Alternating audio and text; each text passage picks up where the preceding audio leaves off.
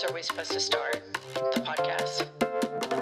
Welcome to I've Had It podcast, our special bonus edition, which we love so much. It's the best. It is the best to hear what the listener has had it with because they are all so relatable. Totally. And often overlooked. And what I love about it, it's stuff that I hadn't even thought of that now I can be annoyed by. Totally. It opens up your brain and your heart and your mind and your soul to so many more grievances. Right. Exactly. Right. We are the grievance hunters. Not the house hunters. No, the grievance hunters. Kylie, please play for us our first contestant. Okay, up first we've got Dylan H. Hey, Queens. Just want to say I love this podcast and I love y'all so much. The one thing that really grinds my gears and what I've had it with are people who invite themselves to your events or your dinners, or you and your friend are hanging out and they invite themselves. I fucking had it. If I wanted to invite you, I would have invited you. Take the hint. I've had it. Dylan, this is a fantastic 5-star had it because this happens. This does happen, but I have to say, Dylan, thank you for the sweet words about the podcast. But I tend to be the person that, like, if you and Josh are going to dinner and I'm hungry and I'm out, I'll just invite myself. You're a part of the problem. I tend to be an inviter of myself. You just kind of pump your way in there. I just pump it up. I just pumps all the way in. So you invite yourself to things. Yeah, because I typically don't do stuff. So when I think of, like, if my girlfriends are talking about, yeah, let's do this, I'll be like, oh, I want to go. Or normally I'm like, I don't want to go. I'm a part of the problem, I think. You are. I just can't imagine anybody wouldn't want me to come. It's part of my personality defect. Oh, yeah. Listener, here's a funny story. When Pumps and her ex-husband were set up on a blind date, tell the listener, Pumps, y'all went out, and then what happened? We went out, and I thought he was the dog of the century and was like, never again. And then he didn't call me for 2 weeks. And I was like, why on earth would he not call me? Like, it's not even close. So then after 2 weeks, he called me. And of course, I wanted to go out again because I'm like, obviously, you missed how great I was the first time. And you need a lesson on that. Yeah. And he said he was doing it on purpose. And I look at it now and I just should have stuck with my initial gut reaction. Right. But instead, that red flag, you climbed to the top of it and produced 3, dry humped that thing. Triple down. Not double down. Triple 3 down. kids. Yeah. Yeah. So, yeah, Dylan, I hate to say I'm probably part of the problem, but I feel like if Dylan was having a dinner party, and I said, Dylan, I want to come, he would let me. Don't you think he'd be happy if I came? Well, I think because he started off that he loved the podcast, I think he would be elated. But I do think you're slightly big for your britches in thinking that everybody's just chomping at the bit to have you over at dinner. No, I'm not saying I think they're chopping at the bit to have me over for dinner. I'm just saying, like, if we're all if people are meeting to go somewhere before a football game or stuff, I typically don't go. But if I do, I'll just call and say, where are y'all going tonight? And I'll go. Okay, let me flip this around for you a little bit. Okay. And let me paint the picture for you. Okay. As to what he's talking about. Okay. Because he's not talking specifically about you, as difficult as that might be for you to comprehend this. Not everything's point. about me. Josh Welch. Jesus, I'm surrounded by it, listener. Okay. Let me play Dylan's tape through for you. I am having people over to my house, okay? And then picture a person that irritates the shit out of you, and you specifically ask me, is such and such coming? Right. And I say, no. Okay. They're not coming. And then another mutual friend says, oh, I ran into such and such at Starbucks, told her I was coming over. Now she's coming over too. And I didn't know how to handle it. Right.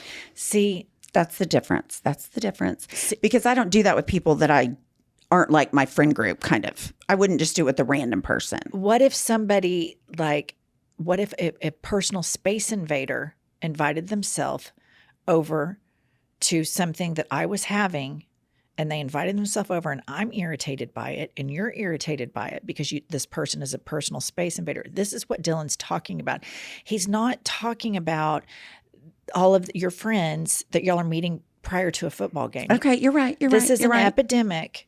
That's true. People do this, and that's what he's talking about. I do think we're of an age, Dylan's not as old as us, but we're of an age that it's like, I'm so sorry. You need to call her back and say, I don't have room. Like, I'm just to that point in life. Or I'll call her. If you don't want to call her, I'll call her. Well, we had that situation where I had that summer pool party. Right. And you just said, no, your kids are not invited. Yeah. People wanted to bring their kids. And I just said, no, my kids aren't attending my pool party. I don't want your Therefore, kids. Your kids cannot attend my pool party. And that's what he's talking about. That's what the gist of this is. And I think it is a huge It's a huge problem. It's a huge problem. And he gets to have it. He gets to have it. No, Even he totally though you're gets a to part of have the it. problem and made his whole grievance about you skirting the system somehow with your charm and how great you are, he gets to have it. Dylan, I support you in your grievance. And I apologize that the star of our show seems to have all of this getting to her head. Kylie, who's next? We've got a special submission for the star of our show. Okay. And it's one Emily Olson. Oh, God. Emily called in.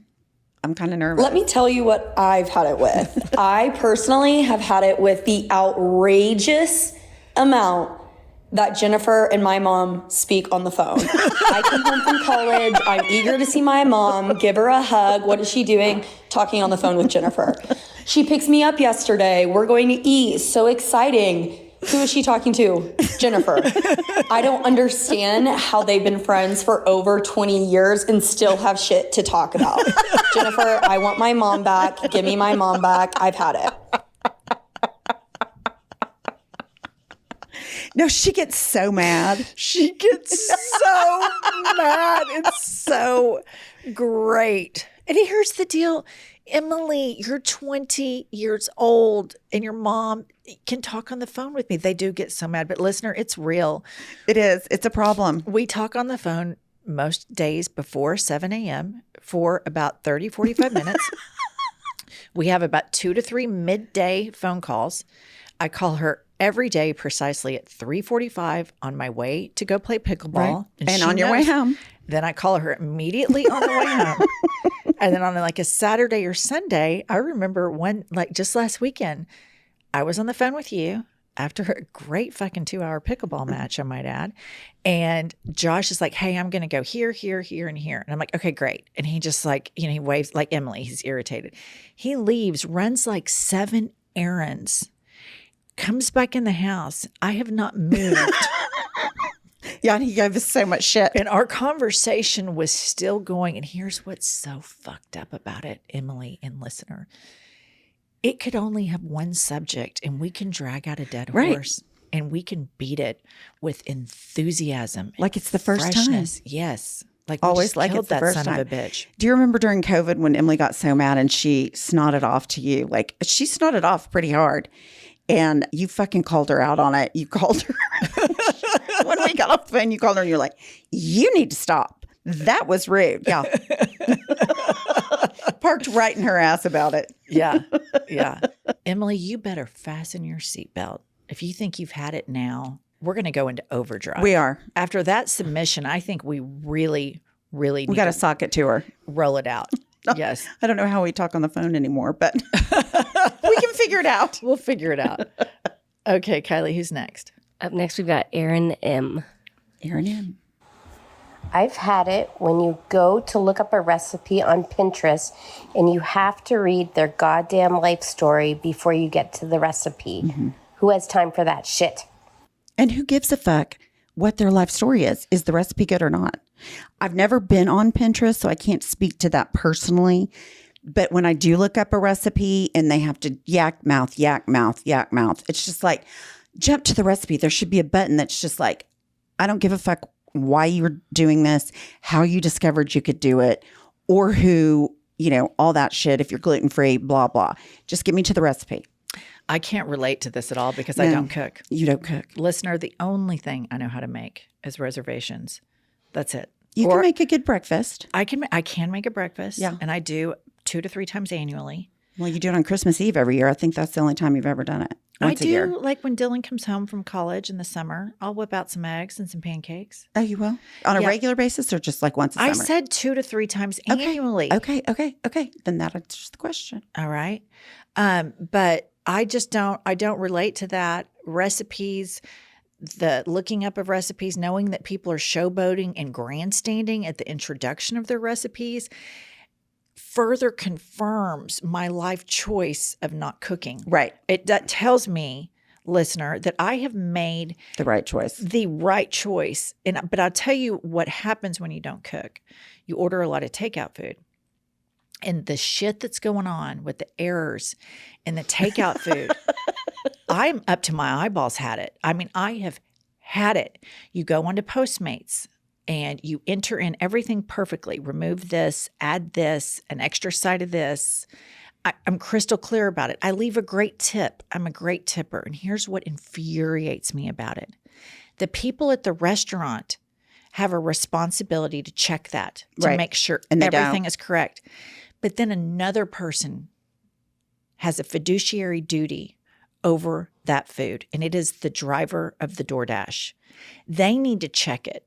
So it's slipped through the cracks twice, and then it makes it to my door, and it's either the wrong order altogether, has the wrong ingredients on it, it's fucked up, and I feel completely homicidal. Yes, no, I get so homicidal when the order is bad. It's just takes some pride. And one thing that should have come out of COVID is the takeout order. Everybody kind of kicked it into high gear.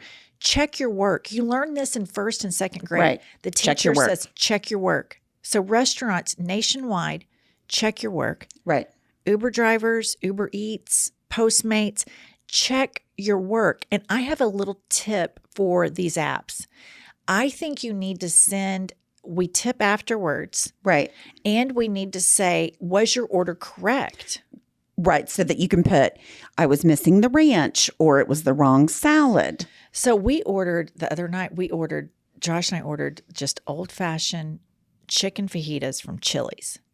Yes. They make a great fajita. They do. They have great salsa too. So that's what we got. I'm going to get to. So we ordered some chips and salsa. And the salsa was completely watered down. Oh. There was like no chunks in it. And so then about a month later, we had the same order, same situation, watered down salsa. So Josh says, I think I might swing by Chili's, have a little chit chat with the manager and find out what's going on with the salsa. If he did that, I would die laughing because he would never do that. He would never do it. Never do it. He would never do it. And then like the 3rd time we ordered it, the salsa was chunky again. But I just think there needs to be checking, double checking, rechecking with the management, with the to-go packager, with the chef. Make sure that shit is delivered the way it's supposed to be delivered. But then if you're the delivery driver, you have a responsibility over that food to make sure it's right. Yeah, but I do think it's more on the manager of the restaurant. Like somebody needs to double check the food before it goes to the Uber driver. I agree. But then the driver is getting paid. That shit is not cheap. Right. No, I agree with you. I'm just saying more responsibility is on the restaurant. Agree. But I'm not letting that fucking driver off the hook. Yes. Well, it is a problem. There's no doubt about it because there's nothing more disappointing than when you're so excited about something and then it's just fucking all fucked up. The other night we ordered from a taco place and nothing was our order. Right. It's just like you got the wrong one. We had these burritos we didn't order. It was fucking chaos. I was madder than a hornet. I took about 2 bites. I just said, fuck it. I'm going to chew some nicotine gum and just call it. Yeah. It does make you homicidal when they don't have your order right. But back to Aaron. I do absolutely. First of all, I just want to say I'm proud. I've never been on Pinterest. Just want to throw that in. And the recipes, they don't just show you the recipe. They don't do the stars, the time it takes, and the recipe. That's all it needs to be done. It's like yak mouthing about the food. So she's 100% right. I give that a 5-star review. Just like you say that you wanted to just throw in for the permanent record that you've never been on Pinterest, I just want to throw in for the permanent record that I would never get on the internet and search for a recipe. Okay. I just want that in the record. The permanent record. The permanent record. No Pinterest for pumps. No recipe Googling for gin. Kylie? Up next is Bree You. Bree You. I have fucking had it with the people that use the speak to text bullshit. Like, you aren't a fucking spy kid or Inspector Gadget. Quit speaking into your fucking Apple Watch. Oh, I think she's so right. So right. But again, I'm kind of an offender because if somebody's calling me and I want to talk to him, I'll get on my Apple Watch until I find my phone. That's not what she's talking about. Well, what is she talking about? You just completely missed it. I mean, just completely missed the well, point. enlighten me. She's talking about people that speak and then the smartphone writes the words into a text. Oh, and then the text is all fucked up.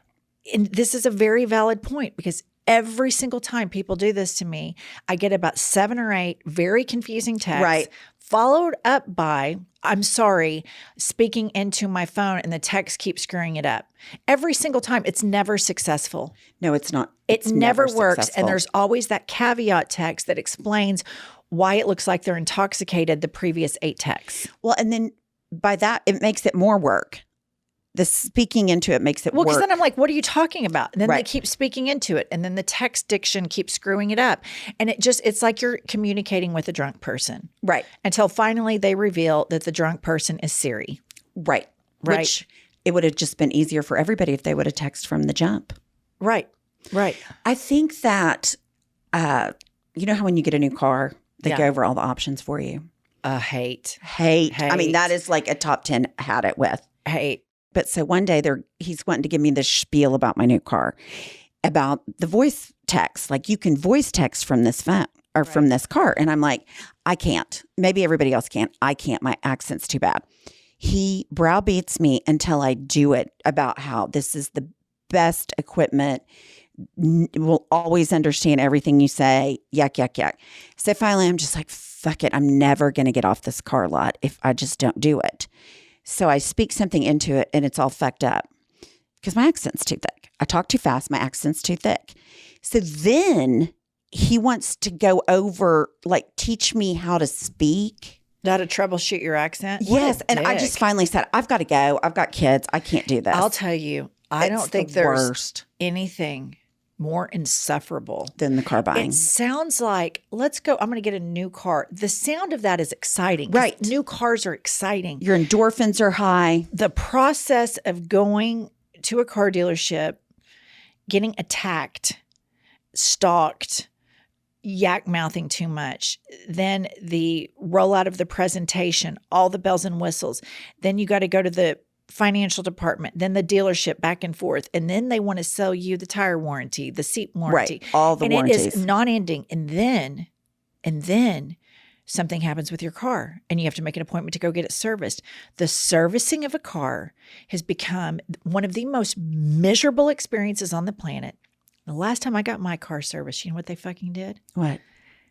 They sent a survey Oh, yeah. They always send us to follow up. And I'm thinking, the last fucking thing I wanted to be reminded of right now was the misery of taking my car, leaving it with you for a week, driving some loaner car or rental car, then finally getting my car back. It was done. I never want to think about it again. I'm not going to go on the internet and rage about it. I'm not that person. And you send me a fucking survey. You're reminding me of this miserable experience that I just had. I don't want to fill out a car repair survey. No. I've had it with surveys. My biggest complaint, the service I can handle, it's okay, I'm picking up my car. I'm going to drive it away. And they just prolong that process. They do. It's awful. I don't- It's like, I'll add somebody. I will never understand why people don't perceive it as a gift when I tell them, you don't have to talk to me Right. about this. I'm the easiest person on the planet. Tell me the price. Tell me your best price. I will sign documents. Right. I will pay you my money. We can speak as little as possible. We can do this whole thing in 30 minutes. Much to my surprise, they're always offended. If somebody came to me as an interior designer and said, listen, here's my budget. Here's the look I want. You don't have to talk to me at all. Just do your thing. I would literally think your this favorite person client. is the greatest person I have ever met in my life. And I tried to project that, what I want in business relationships, onto future business relationships. And I think I get branded as an ice bitch, unfriendly, etc. And it's like, I just don't want to talk about all the minutia of these things. I just want the service. Thing. Right.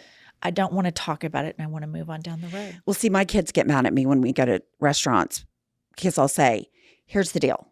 We've only got 30 minutes. I'm a great tipper, so let's just get in and out. And they're just like, Mom, that's so rude. I'm like, everybody's expectations are set. He knows he has to be fast. He knows if he does a good job, I'm a great tipper. We both are because we waited tables. Yes. So, I mean, I think I'm doing that person a favor, but my kids think it's rude.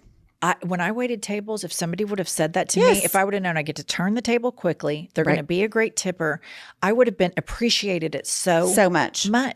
One year I went to Christmas shopping. I got all my gifts from a place that I know is on commission, and I grabbed somebody and I go, I'm going to need you to do everything for me, but I'm going to buy every single one of my Christmas gifts right here.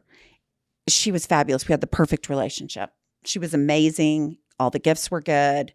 You just got to set your expectations from the jump. I think what we're getting to is we need to draw boundaries with these yak mouths. Yeah. And the thesis sentence, everything that we do falls back on yak mouths. It really kind of does. You know who, with Dylan, our first caller in, you know what it is? A yak mouth inviting themselves to the party. That's right. AKA pumps. Huge problem. Right? Yeah. The texter that this last caller's talking about, they're yak mouthing into their phone. Right. Instead of shutting the fuck up and typing it in like a normal fucking person. Right. No, you know? I agree. I mean, it's everything falls back onto yak mouths. I could not agree more. That's a great observation. Yeah. I think all roads are leading to yak mouths. To the yak mouth. Which is interesting because here we are producing a podcast where we do nothing but be yak mouths. Yeah. Right. Emily's was also about yak mouths. Yeah. Oh, Emily's was 1,000% about the two biggest yak mouths on the planet, in the United States of America, possibly globally. And we have had it with yak mouths. What time are you calling me tonight? 3:45 is our next check. Oh God, we cracked me up. Okay. We are so stupid. Okay. Listener, you have to do things for us. You have to follow us on all of the things. You have to subscribe on all of the things. Write a review. Give us all the stars. Oh, and this is a big one. Please, for a chance to be featured on I've Had It, send a voice memo to our Instagram account. And if you sent one a long time ago and you think it's super, super good, just keep resending it so it will get back to the top of those DMs because we got people sliding all over the DMs. Left and right. Don't we, Left Kyle? and right. We do. Yeah, we got a lot of DM action going on. We're just the Does DM anybody ever queens. slide into your DMs? Sometimes. I don't know. There's somebody that's been commenting on a bunch of our posts, a guy. Have you seen this, Kylie? Mm-hmm. And he likes you. Okay, great. I'm going to screenshot it and I'll text it to you. He's commented on the I've Had It, and he's like, I really am totally have a crush on pumps. And it's like been 4 to 5 posts. Excellent. When we talk today at 3:45, we'll get to the Deep dark bottom of it. And listener, I'm not going to leave you out. I will report back to you on all of this intel next Thursday, because that's when we will see you next. See you next Thursday. Oh, but actually, we're going to see them before then. On next Tuesday. So see you next Tuesday. That's right. What does it spell, pumps? Cunt. Bye, listener. Bye. I'll tell you what I've had it with. Let's hear it.